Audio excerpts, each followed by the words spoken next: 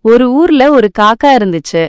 அது ரொம்ப தாகமா இருந்துச்சு. தண்ணி தேடி ரொம்ப தூரம் பறந்து போச்சு. ஆனா எங்கேயும் தண்ணி கிடைக்கல. ரொம்ப களைச்சு போச்சு. அப்போ தூரத்துல ஒரு பானை தெரியுது.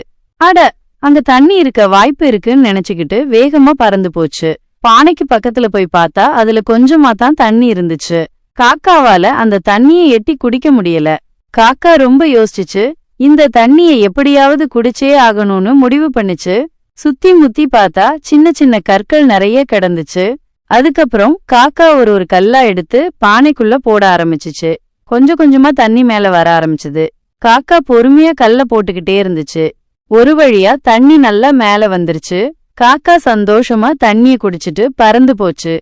இந்த கதையிலிருந்து நாம என்ன தெரிஞ்சுக்கிறோம்னா, முயற்சி செஞ்சா எந்த கஷ்டமான காரியத்தையும் சாதிக்கலாம். புத்திசாலித்தனத்தோட யோசிச்சா எல்லா பிரச்சனைக்கும் ஒரு தீர்வு கண்டிப்பா இருக்கும்.